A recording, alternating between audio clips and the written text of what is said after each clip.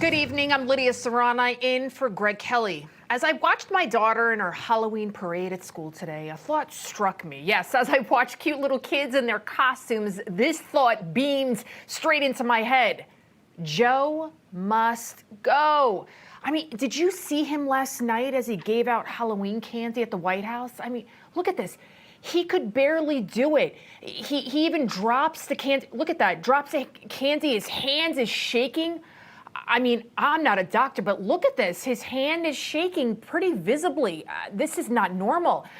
Again, I'm not a doctor, but I have two eyes and I have elderly loved ones, and I see a man deteriorating right before our eyes, and a man who clearly does not project strength at home and definitely not on the world stage. At this point, Biden is a treat for Republicans because there's no way he can win 1 year from now. Think about it. I mean, he just sniffed the kid. Really? I mean, this guy has no clue about personal boundaries.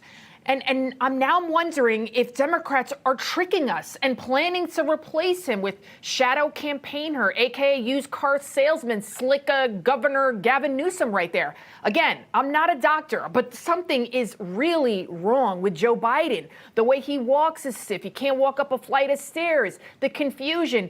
And now the hand tremor. And yes, I know it's related to old age, but either way, this is not the image we want our adversaries to see. This projects weakness, not strength.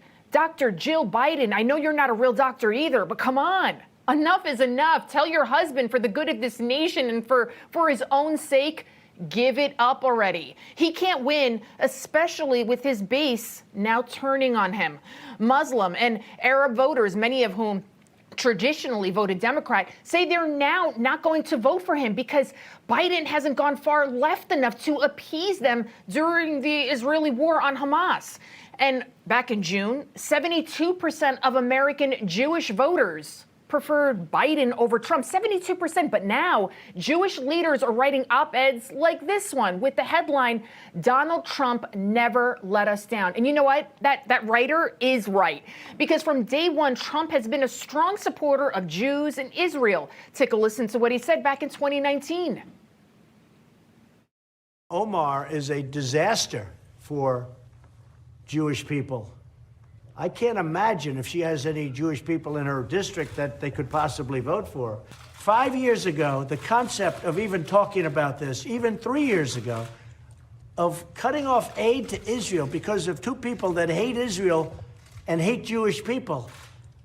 I can't believe we're even having this conversation.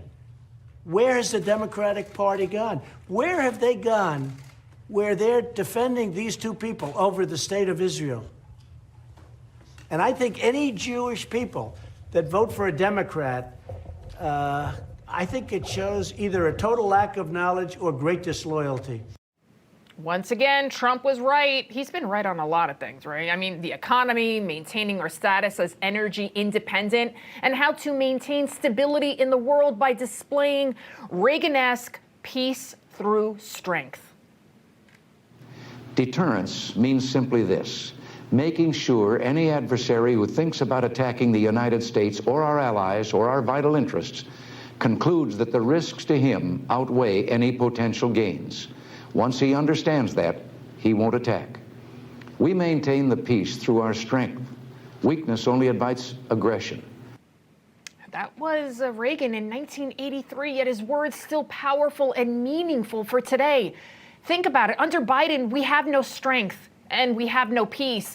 And instead of working on maintaining world stability, Democrats and even some so-called Republicans are so emotionally blinded by their hatred for Trump that they have no issue whatsoever calling anyone who supports him an extremist.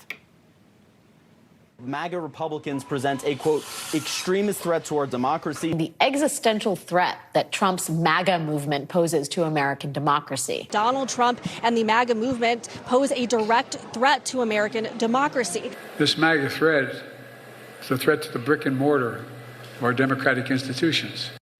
Yeah, when White House Press Secretary Karine Jean-Pierre was asked yesterday if those chanting in the streets now to kill all the Jews, she was asked, are they extremists? Whoa, whoa, whoa. Apparently for KJP, that's just going way too far. Take a listen. What I can say is what we've been very clear about this. When it comes to anti-Semitism, there is no place. We have to make sure that we speak against it very loud and be very clear about that. Nothing is clear about your stance, Biden administration, not when you're giving hundreds of millions of our taxpayer dollars to Gaza without any guarantee that it won't get into the hands of Hamas terrorists. When it comes to Joe in New York City, we say, you keep talking out of both sides of your mouth. I'm Albanian, I'm first generation. We have a saying, it goes like this: you can't eat with two spoons. Try it, you can't do it. That's what Biden is doing. It's called appeasement, but appeasement, it always backfires. You can't appease radical leftists or terrorists. Eventually, it's either their way or off with your head. Figuratively and literally. The Obama-Biden administration has always been about appeasement. Remember when Biden was VP in 2015, he said the Iran nuclear deal was a good deal for the world. This is a good deal. This is a good deal for first and foremost for the United States. It's a good deal for the world, the region, and it's a good deal for Israel and the Gulf cooperation states. It's a good deal. How is it ever a good deal to give the largest state sponsor of terrorism billions of dollars? Of course, Biden immediately attempted to revive the deal when he became president. He also lifted sanctions against Iran, now making their coffers, thanks to oil sales, because we're no longer energy independent, an estimated $70 billion a year. Keep in mind, Iran's oil sales were about $6 billion under Trump. So why is anyone surprised, I know I'm not, that the base of the Democratic Party is anti-Semitic? Remember when Pelosi, Schumer, and all of them kneeled for BLM with their cheesy Amazon scarves wrapped around their necks? They kneeled for an organization that has always openly demonized Israel and Jews. Corporations, don't forget, they donated millions to BLM. Yet take a listen to BLM's co-founder Patrisse Cullors back in 2015. The other thing I'll say is Palestine is our generation South Africa. And if we don't step up boldly and courageously to end the imperialist project that's called Israel, we're doomed.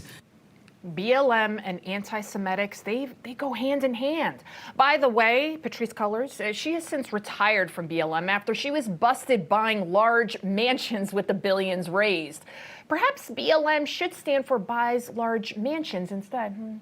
But yes, we are doomed, and not for the reason she said. We are doomed as a nation, as a world, if Biden is elected again. If Biden can do so much damage in just 3 years, can you imagine how much worse it will get?